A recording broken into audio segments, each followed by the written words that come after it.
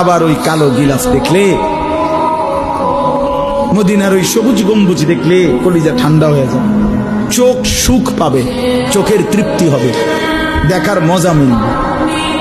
আল্লাহ কোরআনে বলছে লিয়াশহাদু মানাফিআ লাহুম। আল্লাহকে যদি জিজ্ঞেস করে বান্দা কেন আমি হজে যাব, আল্লাহ বলে আয়েশা দেখো, লিয়াশহাদু, সে যেন আয়েশা দেখে। আইসো বান্দা, আসো না আমার ঘরে, আসো, আমি দেখাবো কুদরতের কি পরিমাণ নিদর্শন।